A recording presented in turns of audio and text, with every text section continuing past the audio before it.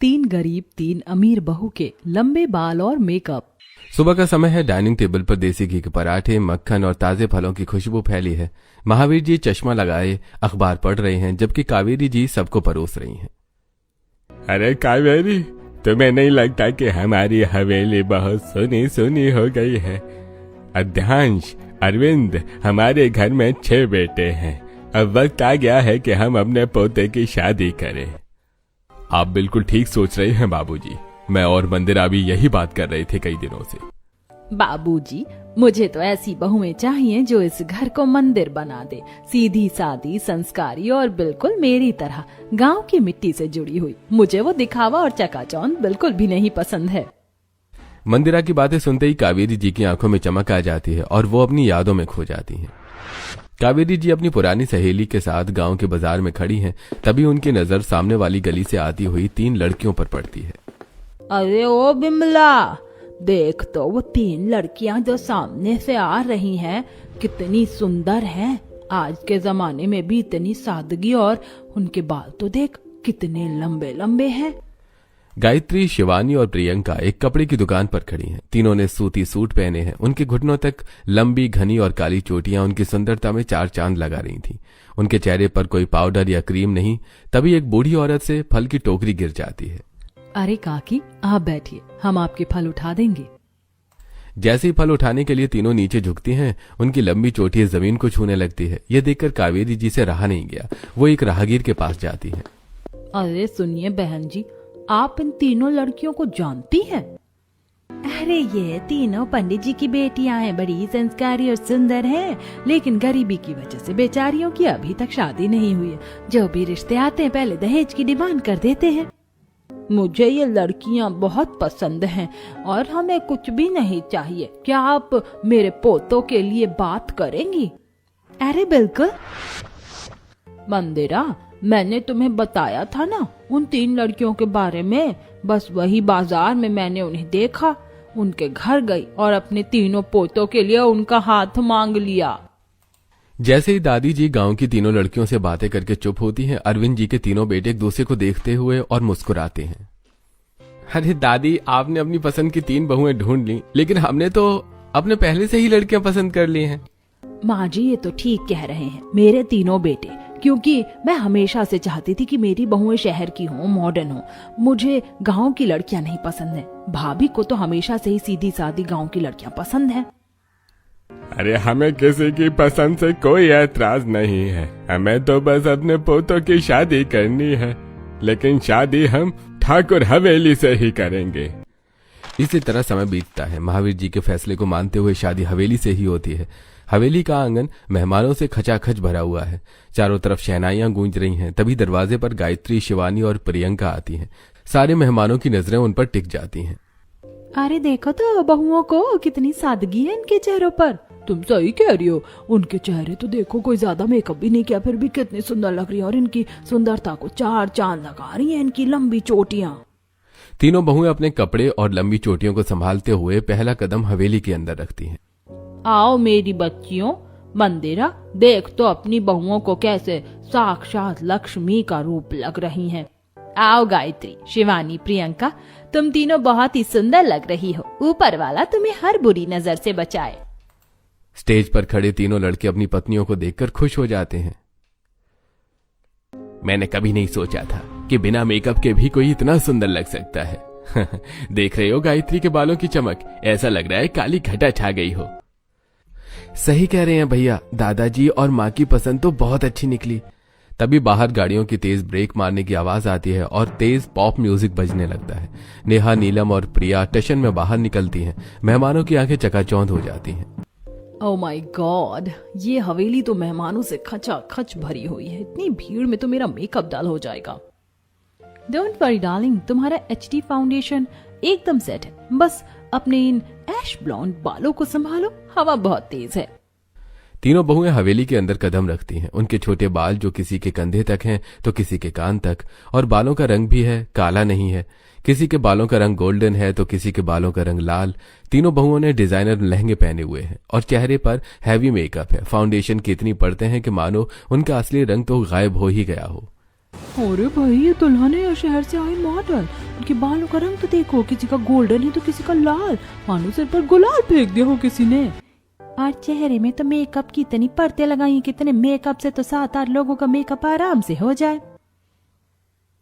अरे अंशिका, तेरी बहुओं ने तो मेहमानों के सामने ही नाक कटवा दी। हमारी हवेली के सारे मेहमान तो तेरी बहुओं के बालों के रंग की बात कर रहे हैं। ऐसा लग रहा है कि कहीं से होली खेल कर आई हैं, और चेहरे पर इतना मेकअप लगाया है कि किसी सर्कस के जोकर जैसी लग रही हैं।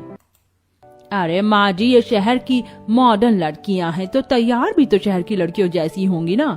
और हवेली के मेहमान उनका मजाक नहीं उड़ा रहे, उनके स्टाइल की बातें कर रहे हैं। आदित्य अपने दादाजी के पास जाता है और उनसे कहता है, दादाजी कैसी लगी आपको हमारी शहर वाली बहू? है ना एकदम एक्स्ट्रा ऑर्डिनरी स्मार्ट? अरे सच कह रहे हो आदित्य, है तो एकदम एक्स्ट्रा ऑर्डिनरी स्मार्ट। लेकिन इस मेकअप की परत के पीछे कौन सा चेहरा छुपा है, वो तो चेहरा धुलने के बाद ही पता चलेगा। इतना कहकर दादाजी चले जाते हैं और अंशिका जी अपनी तीनों बहुओं को लेकर स्टेज पर पहुंचती हैं। इतने लंबे बाल, कितने आउटडेटेड और देसी है ये लोग। बिल्कुल, ये सादगी नहीं, ये तो फैशन डिजास्टर है। भला अपनी शादी के दिन भी कोई इतना सिंपल रहता है? मंडप के बीचों बीच बड़े हवन के कुंड में आग जल रही है। एक तरफ गायत्री, शिवानी और प्रियंका बैठी हैं और दूसरी तरफ नेहा, नीलम और प्रिया। पंडित जी मंत्र पढ़ रहे हैं। हवन का धुआं और गर्मी पूरे मंडप में फैल रही है। ओह माय गॉड आदित्य, ये पंडित जी कितनी तेज आग जला रहे हैं। मेरा फेस जल रहा है, पूरा मेकअप गर्मी की वजह से मेल्ट हो जाएगा। अरे नेहा, ये तो शादी की रस्म है, थोड़ी देर तो बैठना पड़ेगा ना। नेहा, नीलम, प्रिया का ध्यान शादी की रस्मों को छोड़कर अपने मेकअप और बालों में लगा रहता है। प्रिया, बार बार अपना चेहरा मत छुओ, मेरा चेहरा देखो। मुझे तो लग रहा है मेरा फाउंडेशन केक की तरह फट जाएगा। मंडप की दूसरी तरफ गायत्री, शिवानी और प्रियंका चुपचाप बैठकर शादी की रस्मों पर ध्यान देती हैं। अब सभी वधू कन्याएं आगे आएं और आहुति दें। जैसे ही नेहा और प्रिया आगे झुकती है, हवन की आंच उनके चेहरे को छूती है। मेरे बाल, इन केमिकल कलर्स में हीट नहीं लगनी चाहिए, वरना बाल डैमेज हो जाएंगे। और देखो, मेरा मस्कारा बहकर मेरी आंखों में जा रहा है, इट बर्न्स। अरे बहू, इतना क्यों घबरा रही हो? देखो गायत्री को, उसने तो एक बार भी अपना पसीना नहीं पोंछा, और एक तुम हो कि तुम्हारा चेहरा पिघल कर गिर रहा है। दादी के चिल्लाने के बाद बहुएं चुप हो जाती हैं, लेकिन मन ही मन में शहर के तीनों बहुओं को गायत्री, शिवानी और प्रियंका से चिढ़ने लगती हैं। एक तो इस गर्मी की वजह से हमारा इतना महंगा मेकअप खराब हो रहा है, और ऊपर से ये दादी जी हमें ही ताने दे रही है। हमारा कंपैरिजन ये देहाती लड़कियों से कर रही हैं। सभी मेहमान आपस में कन्या खुशी करते हैं। बहू का महंगा मेकअप तो पसीने की वजह से बहने लगता है और उनका चेहरा डल दिखने लगता है। वहीं दूसरी तरफ गायत्री जब आहुति देने झुकती है तो उसकी घनी काली चोटी घुटनों को पार कर फर्श पर नागिन सी लहराने लगती है। देख रही हो अंशिका, तुम्हारी एक्स्ट्राऑर्डिनरी बहुओं का रंग तो हवन की पहली आंच भी नहीं झेल पाया। कब खत्म होगी ये शादी? मेरी स्किन में इचिंग हो रही है, मुझे अपना मुंह धोना है। रात भर के शोर शराबे और रस्मों के बाद ठाकुर हवेली में बहुओं की ये पहली सुबह थी। गायत्री, शिवानी और प्रियंका तैयार होकर नीचे आती हैं। उन्होंने सुंदर बनारसी साड़ियां पहनी हैं। माथे पर छोटी सी बिंदी और आंखों में हल्का काजल है। उनके लंबे बालों का भारी जोड़ा मोगरे के गजरों से महक रहा है। कावेरी जी और मंदिरा रसोई के सामने खड़ी हैं। प्रणाम माँ जी। प्रणाम दादी। सदा सुहागन रहो मेरी बच्चियों। मंदिरा, देखो तो इनको देखकर लग रहा जैसे साक्षात लक्ष्मी, सरस्वती और पार्वती हमारे आंगन में उतर आई हों।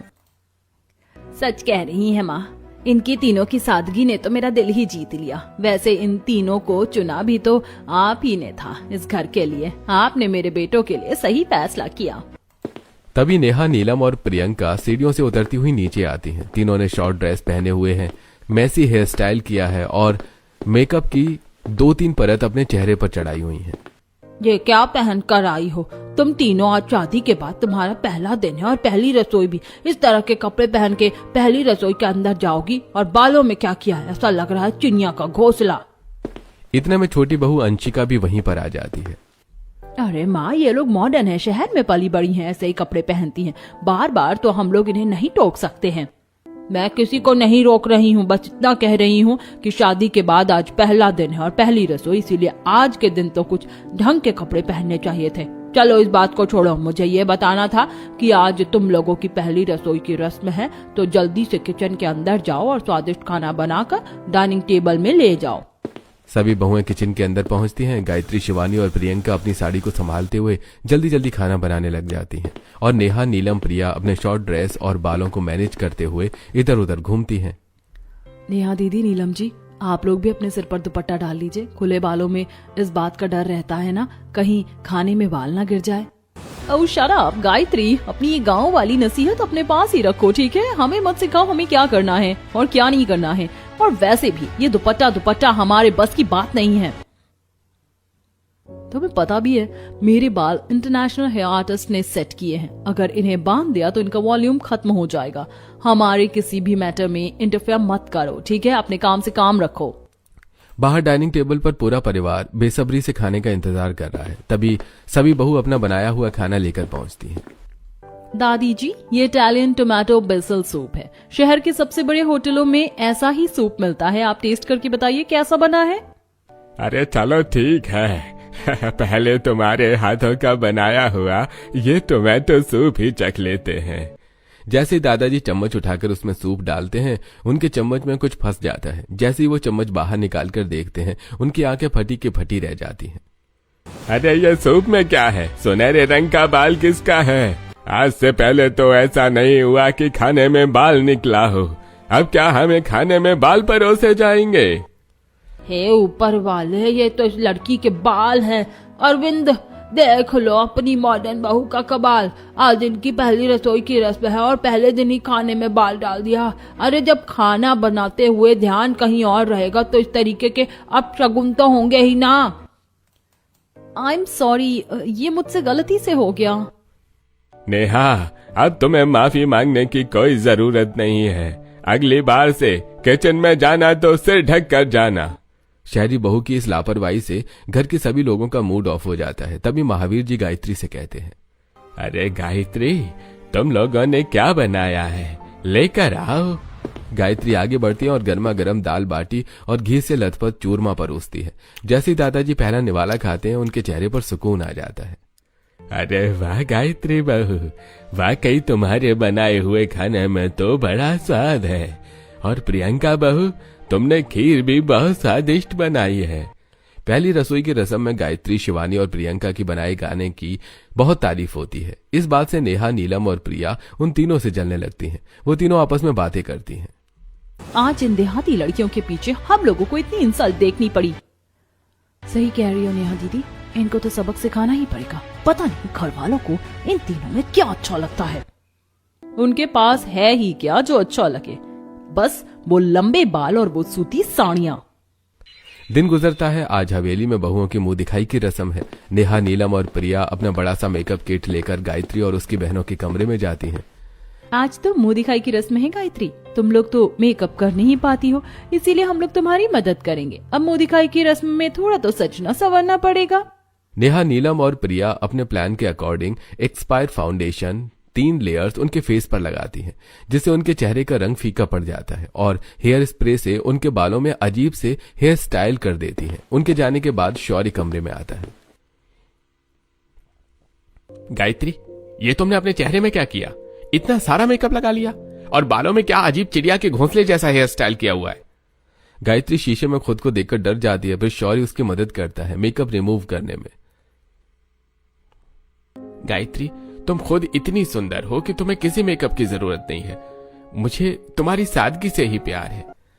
शौर्य गायत्री के लंबे बालों को धुलने में भी हेल्प करता है और फिर खुद उसके बालों की कंघी करता है। थैंक यू शौर्य जी, अगर आप सही समय पर ना आते तो मैं इसी तरह नीचे चली जाती और सब लोग हमारा मजाक उड़ाते।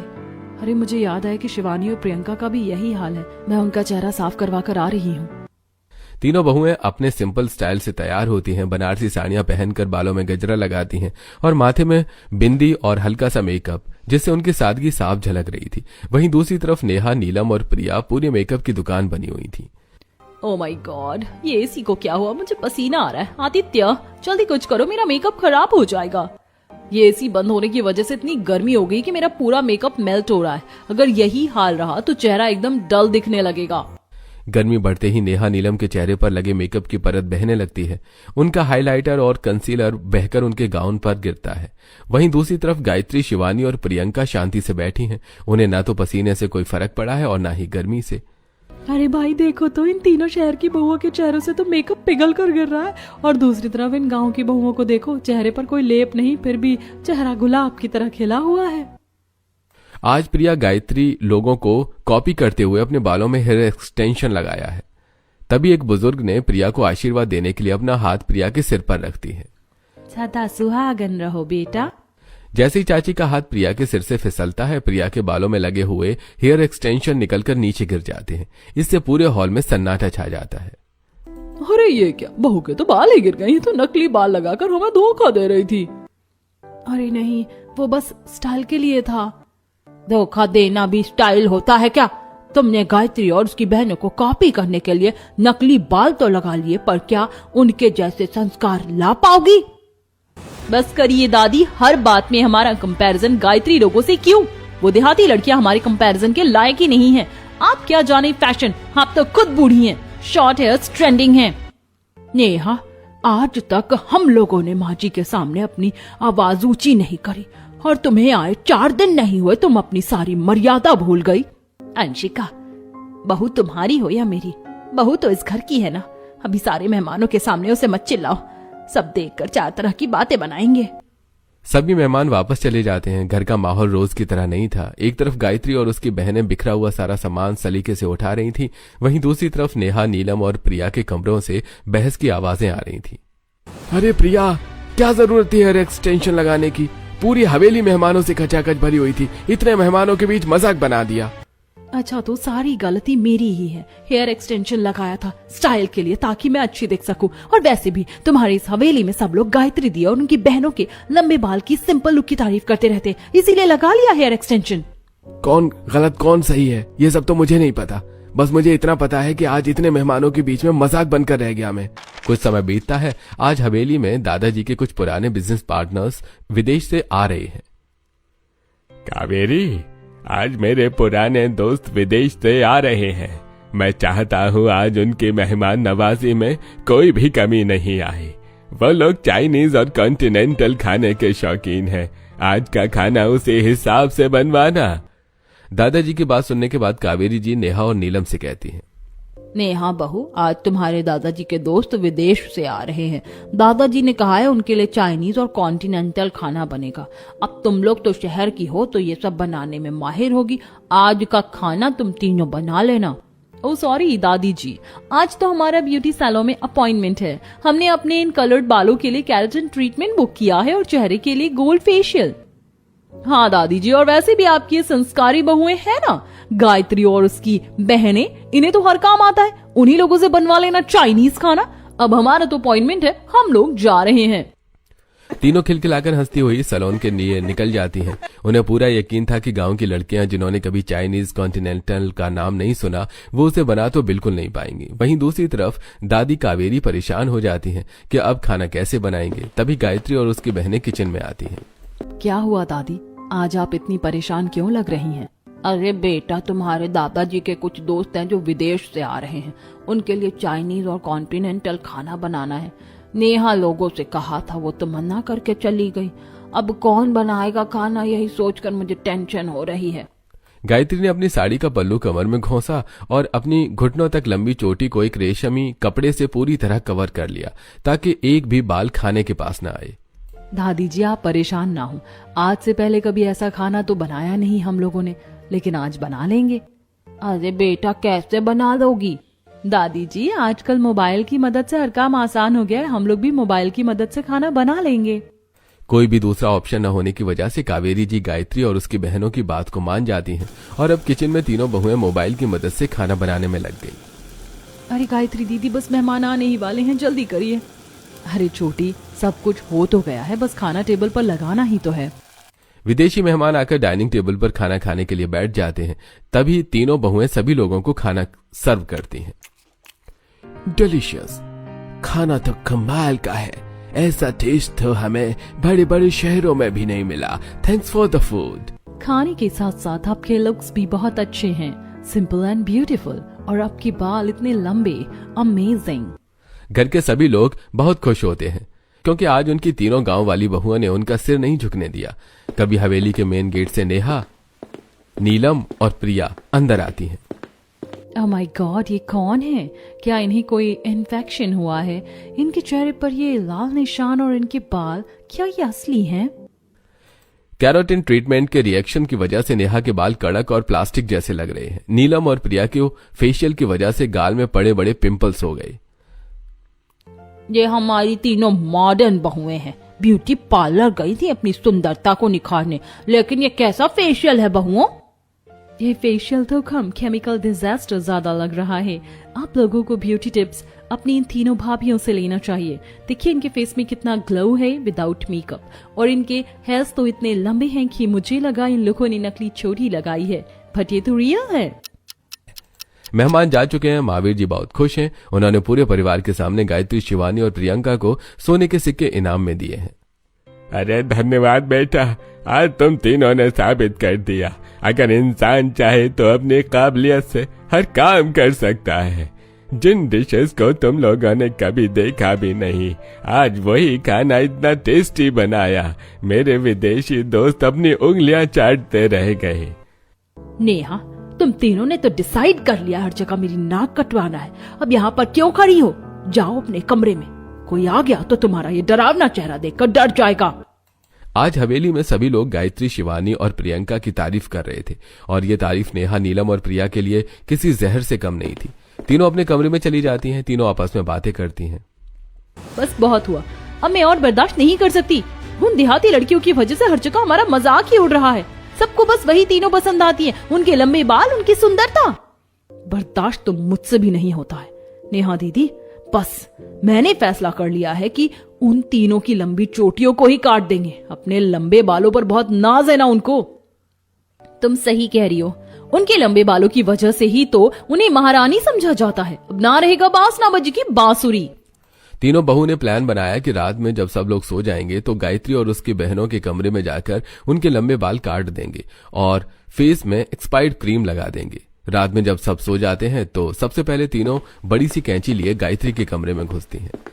चुपचाप अंदर चलो, बस एक कट और गायत्री का सारा घमंड मिट्टी में मिल जाएगा। जैसी नेहा कैंची चोटी की जड़ के पास ले जाती है, अचानक कमरे की लाइट जल जाती है। रुक जाओ, कौन हो तुम? एक कदम भी आगे मत बढ़ाना। शोर सुनकर पूरा परिवार गायत्री के कमरे में इकट्ठा हो जाता है। अरे शर्म नहीं आई तुम लोगों को? जिस बहू ने आज इस घर की इज्जत बचाई, तुम उसकी पहचान उसके बाल काटने चली थी, सिर्फ इसलिए क्योंकि तुम उसकी सादगी की बराबरी नहीं कर पाई। आज इन्होंने अच्छा नहीं किया, इनको इसके लिए सजा मिलनी चाहिए। सजा तो मिलेगी। आज से पहले 1 महीने तक तुम लोग न तो पार्लर जाओगी और न ही कोई मेकअप अपने चेहरे पर लगाओगी। इन तीनों के लिए सबसे बड़ी सजा यही होगी। नहीं दादाजी, बिना मेकअप के तो हम बहुत अजीब लगेंगे। अजीब तुम आज लगी हो नेहा, जब तुमने अपनी भाभी के बालों पर कैंची चलाने की कोशिश की। दादाजी के कड़े आदेश के बाद अब अगली सुबह तीनों बहू के चेहरे उतरे हुए हैं। वो अपनी जिन खामियों को मेकअप के पीछे छुपाती थी, आज वो ढाल पूरी तरह टूट चुकी थी। ओह गॉड, इन बालों को क्या हो गया? केराटिन क्या करवाया? बाल तो कांटों की तरह चुभ रहे और ये चेहरा बिना मेकअप के तो बहुत ही डल लग रहा है। अपना छोड़ो, मेरा चेहरा देखो, ये पिंपल्स तो जाने का नाम ही नहीं ले रहे। इस तरह कोई मेरा चेहरा देखेगा तो डर ही जाएगा। मेरे बाल तो बिना जल के ऐसे खड़े हो गए जैसे करंट लग गया हो। तीनों आपस में बात कर ही रही होती हैं कि तभी गायत्री और उसकी बहनें हाथ में कुछ सामान लिए कमरे में आती हैं। नेहा भाभी, ये लीजिए बेसन और मलाई का उबटन, इससे आपके चेहरे की खोई हुई चमक वापस आ जाएगी। शिवानी और प्रियंका नीलम और प्रिया के बालों में मालिश करती हैं और गायत्री नेहा के चेहरे पर प्यार से उबटन लगाती है। गायत्री, हम लोगों को माफ कर दो, हम लोगों ने तुम्हारे साथ इतना गलत किया, लेकिन फिर भी तुम तीनों हमारा साथ निभा रही हो। दीदी, आप लोग ऐसा मत कहिए, आप हम तीनों की दुश्मन थोड़ी ना है, हम तीनों हमेशा आप लोगों के साथ हैं। कुछ समय बाद रसोई में 6 बहुएं मिलकर खाना बनाती हैं और एक दूसरे की मदद कर रही हैं। बाहर आंगन में बैठकर दादाजी और दादी जी किचन की ओर देखते हैं। अरे कावेरी, देख रही हो, पहले रसोई से सिर्फ शिकायतों की आवाजें आती थी और आज देखो ठहाकों की गूंज कम ही नहीं हो रही है। दोपहर की सुनहरी धूप आंगन में फैली हुई है और 6 बहुएं एक साथ दरी बिछाकर बैठी हैं। गायत्री, मैंने कभी नहीं सोचा था कि किसी के बाल इतने लंबे हो सकते हैं। तुम्हारे बाल देखकर तो मुझे अपने केमिकल वाले बालों पर हंसी आ जाती है। भाभी, आपके चेहरे पर भी किसी फाउंडेशन की जरूरत नहीं है। अब बिना मेकअप के आपका चेहरा कितना चमक रहा है। इसी तरह एक दिन आपकी चोटी भी इतनी लंबी हो जाएगी। तभी 6 बहुएं एक साथ खड़ी होती हैं। सबकी सादगी एक जैसी है। आंखों में काजल, माथे पर छोटी सी बिंदी, चेहरे पर कुदरती निखार। नेहा, नीलम और प्रिया के बाल लंबे तो नहीं है, लेकिन आज बहुत सलीके के बंधे हुए हैं।